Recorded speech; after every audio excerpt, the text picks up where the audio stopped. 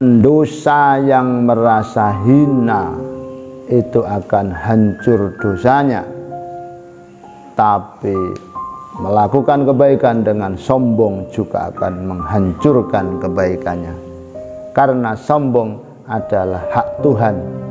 Kebaikan yang selip akan bertabrakan dengan hak Tuhan, akan hancur. Perasaan hina dan salah adalah perasaan kehambaan. Dosa yang bertempur dengan perasaan kehambaan juga akan hancur. Oleh sebab itu pemirsa, mari kita jadikan dosa-dosa kita untuk menemukan kehambaan kita kepada Allah. Kita imbangi dengan taubat, perasaan hina dina dan perasaan bersalah, melihat diri jelek, melihat orang lain yang tidak berlakukan seperti kita baik. Maka dosa kita menjadi rahmat yang menemukan kita kepada pintu belas kasih Allah, pintu kebesaran Allah. Jangan jadikan amal kita, kebaikan kita hancur lebur karena berbenturan dengan sifat kebesaran Allah, yakni kibir, besar. Akan hancur sebesar apapun amal apabila bertempur dengan sifat kebesaran Allah, akan hancur. Ada satu cerita di mana seorang yang ahli maksiat, penuh dosa, hidupnya bergelimang dengan kenakalan, dosa, semua dosa besar dilakukan. Setelah dia mau meninggal dunia, berwasiat pada ibunda tercinta, "Ibu, kalau saya mati, jangan kau bilang-bilang sama masyarakat. Toh mereka tidak akan datang menziarahiku, mereka malah akan mencaciku, mengumpat-ngumpat aku. Biarlah saya mati." Akhirnya ada seorang ulama besar melihat ada satu jenazah di kota Basrah, di pasar Basrah, pasar besar, kota besar. Jenazah tadi hanya diiring 4 orang.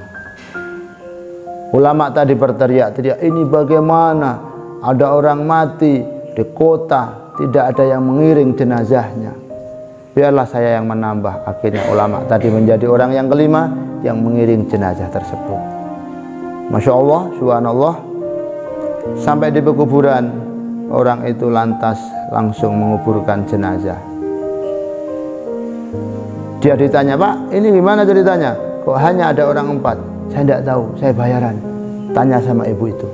Dia langsung pergi. 4 orang tadi meninggalkan ulama dan ibu tadi. Ibu tadi mengangkat tangannya dan berdoa kepada Allah. Sebelum menurunkan tangan, ibu tadi tersenyum, tertawa. Tambah bingung si ulama tadi, ini ada anaknya mati malah tertawa. Langsung ulama tadi bertanya kepada ibu, "Bu, tidak ada pekerjaan yang lebih baik kecuali engkau menceritakan apa yang terjadi. Bagaimana ceritanya?" Ibu tadi bercerita, "Kiai, Ustadz, jangan, anak saya ini pendosa. Anak saya ini dulu mudanya maksiat. Anak saya ini penuh dengan lumuran-lumuran dosa, linangan dosa. Semua dilakukan kejelekan-kejelekan. Tapi ketika mau meninggal, ketika sakit, dia hancurkan dosa-dosanya dengan perasaan hina dan bersalah. Dia merasa memang dia pendosa yang besar. Dia melihat Rahman Rahimnya Allah. Dia berharap rojak besar kepada ampunan dan sifat belas kasihnya Allah. Dia berwasiat dengan menulis kalimat La ilaha illallah Muhammad Rasulullah. "Bu, ketika saya mati, masukkan kalimat ini ke dalam kafan saya. Dan ketika kami mati, ya Allah, saya mati, Bu, injakkan kakimu di atas kening saya. Sambillah engkau berkata, inilah balasan pendosa, inilah balasan orang yang berlumuran maksiat.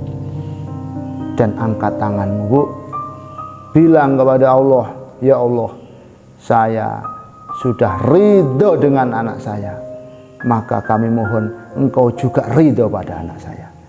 Ketika tangan saya terangkat, tiba-tiba terdengar suara anak saya dengan suara yang keras dan fasih, "Bu, pulanglah, saya telah bertemu dengan saya telah bertemu dengan Tuhan, saya telah bertemu dengannya dengan ridho kepada saya, dengan memaafkan saya dan tidak marah-marah kepada saya.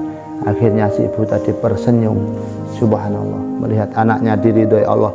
Karena apa? Karena dosa-dosanya dihancurkan dengan perasaan kehambaan, perasaan hina, perasaan penuh bersalah, dan perasaan meminta maaf kepada Allah. Ternyata Allah sungguh Rahman Rahim. Ternyata Allah sangat berbelas kasih.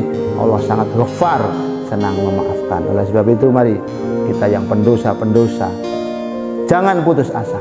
Kita hancurkan saja dengan perasaan salah kita, dengan keinginan tobat kita, melihat orang lebih baik semua daripada kita, melihat kita lebih jelek dari semua orang, dan kita berbohong.